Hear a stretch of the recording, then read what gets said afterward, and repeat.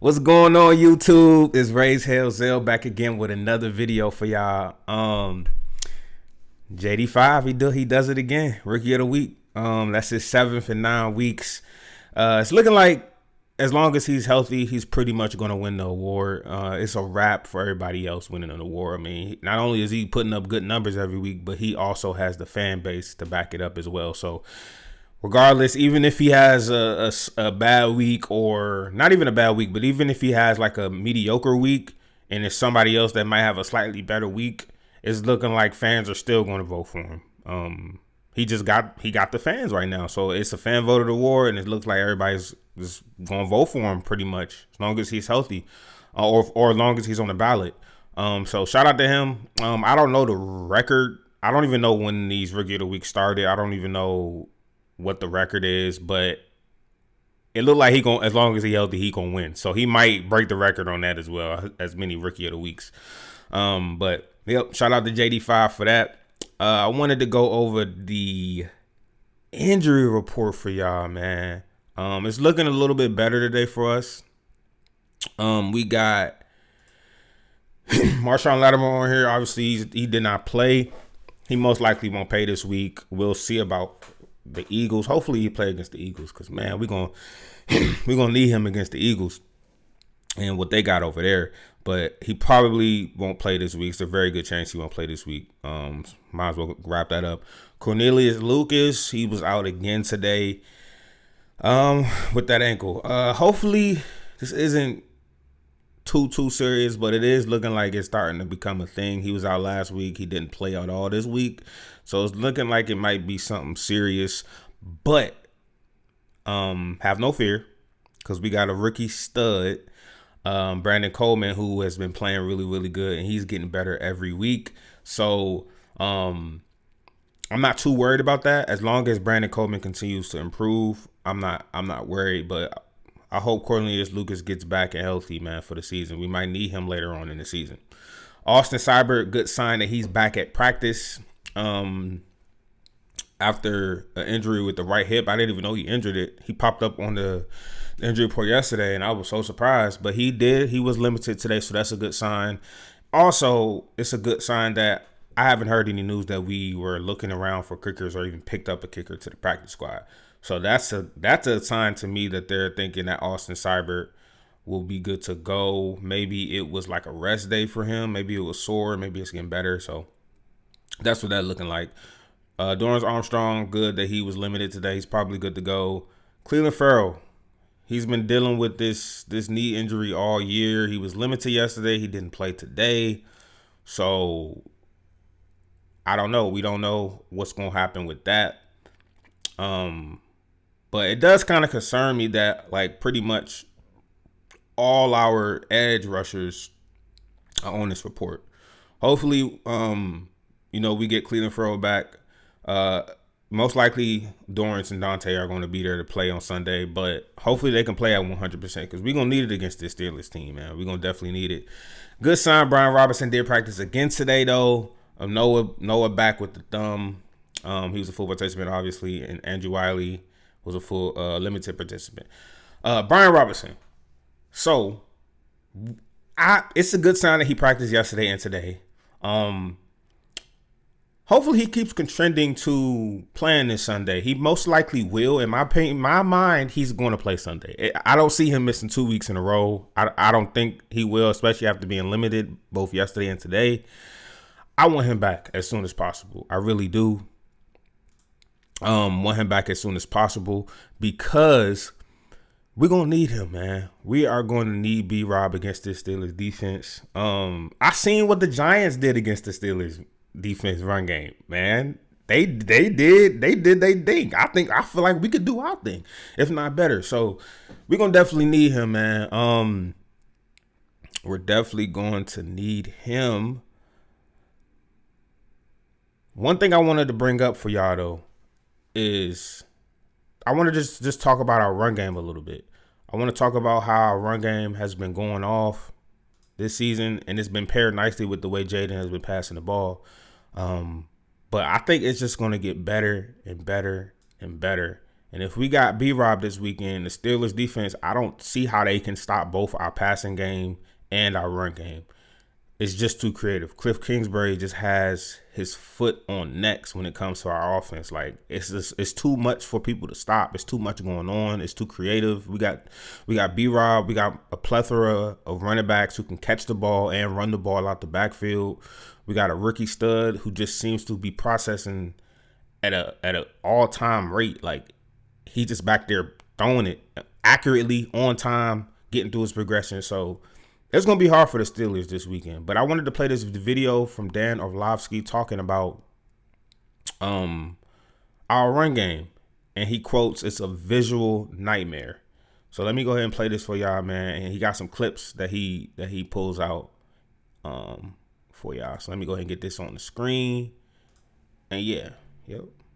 A visual nightmare. It's a lot for defenses to try to pay attention to, and a lot of it is off kind of like their zone read or their potential quarterback read, and that bulls on parade essentially where there's a bunch of pullers.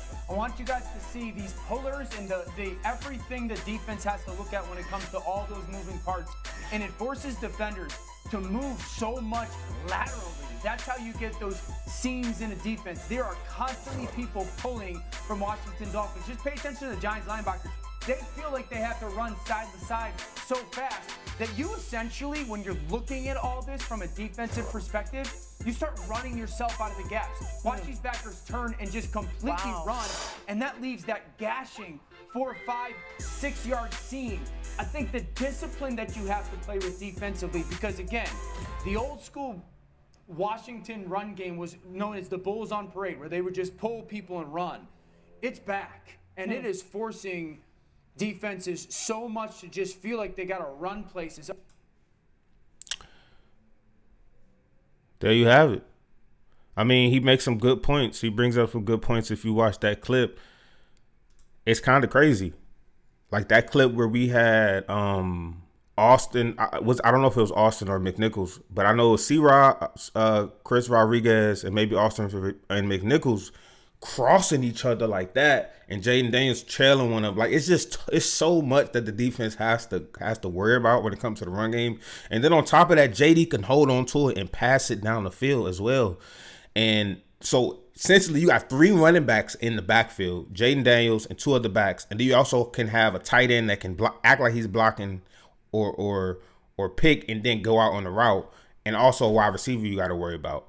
So it's a lot, man. And then it's a lot to go to it. It's amazing to think about how crazy our offense has changed from last year to this year. Obviously, we brought in all these new pieces, but it's not far-fetched for us to start thinking Super Bowl. They're our team, our coaching staff, our ownership, our executives, they're thinking Super Bowl. You don't make a Marshawn Lattimore trade if you don't think we can make a far run in the playoffs. That's not what you don't give up picks if you don't think we can win it now. So it's not crazy for us to think that, coming into the season, I honestly, I didn't even expect playoffs. I wasn't coming in to expect playoffs. I didn't even come in expecting anything. I came in hoping because of what we've been through as an organization over the years with all these different quarterbacks, the Ron Rivera era, the stuff that, the bad years, bro, like just bad play, bad production on the field. I wanted to be good. I hoped we would be good. I didn't put any expectations on this year.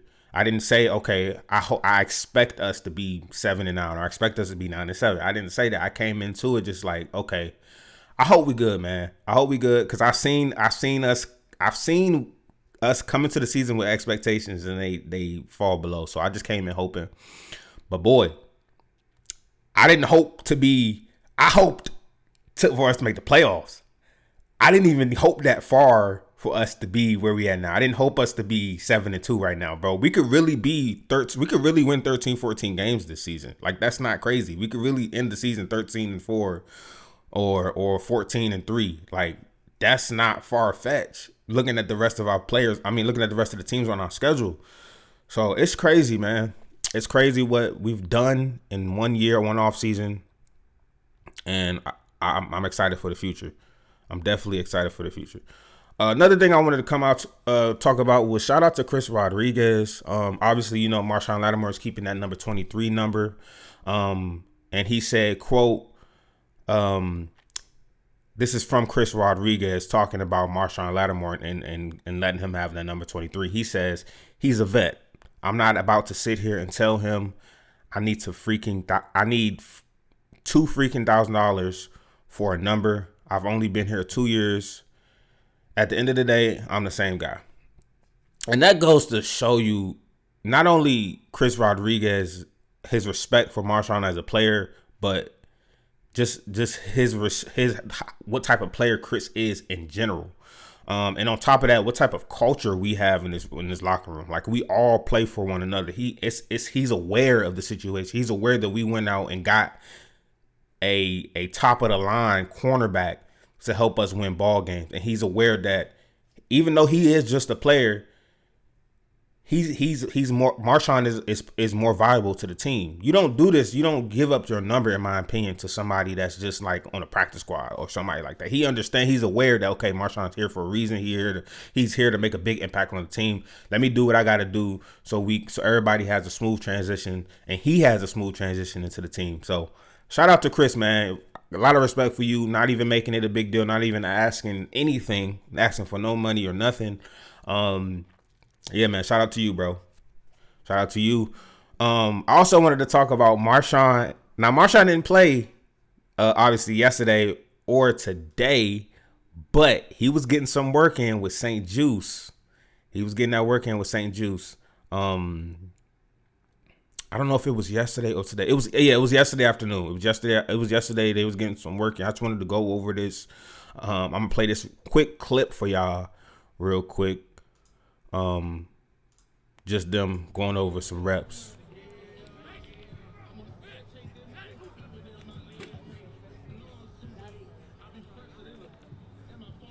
So he's eager. He ain't even been in DC probably 24 hours.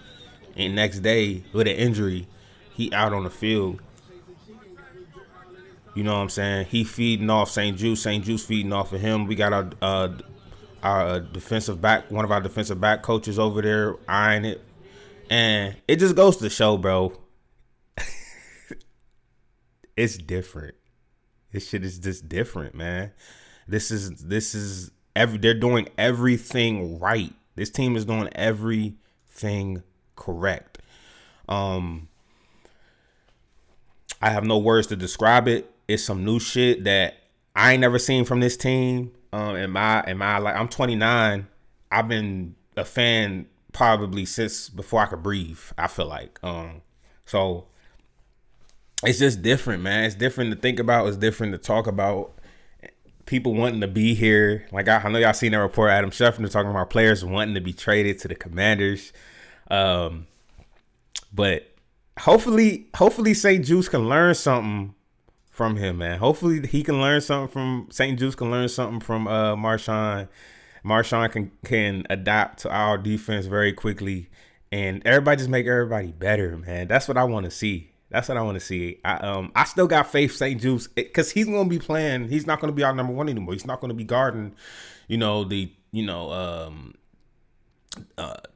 top number one wide receivers for teams. He's not gonna be guarding the Jamar Chases, the Jeffersons, the CD Lambs we gotta play twice a year. He's not gonna be. That's gonna be Marshawn's job. So hopefully he can excel in the CB2 role, and I'm hopeful. I can sit here and expect from what I've seen, and I know he got beat, but he's always been in the right position. He's just got beat by better players. So hopefully him playing against tier 2 players and wide receiver 2 players, he'll look a lot better.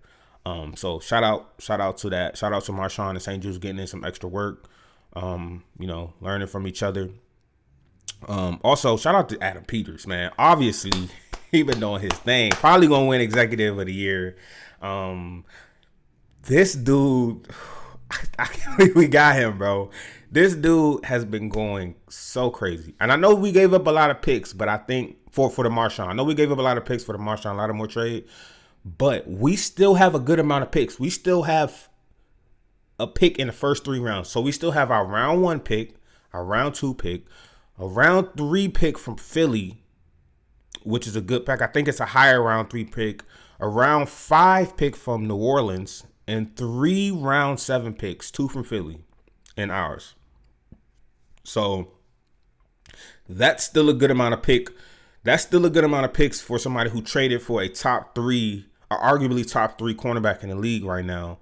A team that's 7-2 with a rookie QB, whole new coaching staff, whole new everything. That's still some decent amount of picks that we got going into the 2025 draft. So shout out to Adam Peters, man. Again, another round of applause. I got to give you your flowers. I can't wait to see what Marshawn look like in this defense. I can't wait to see what our defense is. I know we're gonna play a lot of one high now because Marshawn gonna be over there with whoever wide receiver 1. I know. I just know it's just gonna be crazy. I'm not gonna say too much, but we're gonna be able to play a lot of high one. We're gonna probably bring Jeremy Chin into the box because that's been our biggest we've been pretty good on pass defense. I think we ranked 10th in pass defense, but our biggest fault on defense has been the running game. And now that we can add an extra player into the box because we have a top tier cornerback will make all the difference. Y'all going to really see what Joe Wick and Dan Quinn really want to do with this defense. Y'all seen how they had Trayvon Diggs and Deron Bland last year getting them picks, and the year before that taking away the ball, getting them, them interceptions and stuff. You seen how they had that defense playing. Y'all going to really see how they going to have this team playing, bro. And it's crazy. It's crazy to think about because just a year ago, man, it was just so totally different. So totally different. I ain't gonna hold y'all too much longer though, man. I just want to get into the game this Sunday, Commanders versus Steelers predictions and stuff. So I just want to talk about the score. The score prediction, I expect it to be about like 24-17. 24 Commanders, 17 Steelers. I feel like their defense is going to have trouble stopping our offense more than our defense is going to have trouble stopping their offense pretty much. Like, as long as we win the time of possession battle, I think we're going to be good. I expect us to see a very good balanced dose of Brian Robinson and Austin Eckler in the run game and also the passing game in there as well. But the Steelers, I can never, lack on what the Steelers are capable of. Mike Tomlin is a hell of a coach. I think he's been there for years, and I don't think he's ever had a losing season. That goes to show you what type of coach he is. And Russell Wilson, man, he's not no slouch. Like this dude, I mean, he's past his prime, but his deep balls are crazy good, crazy accurate, and they got George Pickens over there who can catch. He's a playmaker. He can catch. Might not be the best route runner, but if you put it in his area, he gonna go up and get it. He's definitely gonna go up and get it. And they also got Najee Harris back there at running back, so that's a very solid running back for them. This team is 6-2 for a reason. They're 6-2 for a reason, and yeah, they play like it. One of my concerns is I am a little bit concerned about our defensive backs if Marshawn Lattimore doesn't play, playing against George Pickens because Russell Wilson's deep ball is really good. It's really good. I'm gonna be holding my breath a little bit when he throws it up to George Pickens. He throws a beautiful deep ball, and we got St. Juice over there on George Pickens. And George Pickens going up, St. Juice going up, and I just hope and pray because I don't know what's gonna happen. I hope we get to stop, but being realistically, I don't know. But I mean, again, I expect us to win this game. We have a lot of other weapons that we are going to use during this game. So I expect to win. I do want to just give this quick quote from Mike Tomlin, talking about our team and how much respect he has for our team and how well we've been doing. So he's not one of them people that's going to talk bad on us. Talking about how we want a college offense or whatever it is. He going to give us our flowers. So this is what he had to say. He says, quote, "I'm really impressed with, first and foremost, what they're doing offensively on their young signal caller. Quarterback mobility is an asset to him," speaking about Jayden Daniels, "but I've been really impressed by his prudent use of it. He also says not only him, but you've got to acknowledge Coach Cliff Kingsbury as well as the architect of it. Their ability to prudently utilize his mobility, particularly in weighty moments, to keep the defense off balance, to win lines, to gain, to score points. It shows up in a lot of situational statistics or circumstances. So you can tell Mike Tomlin's coming into this game like he's treating this game like we're a top tier team, because we are a top tier team. Like he's probably over there telling his team like, look, you know what I'm saying? Like like this isn't, and the players probably over there like, this isn't one of them this ain't the Commanders of pad. This ain't the Redskins of pad. This is a different team. So I expect Mike Tomlin and them boys to come prepared, but we gonna come prepared too. We gonna come prepared too, and we gonna get this dub. But yeah, man, that's all I got for y'all. Please like, subscribe, and comment if you can.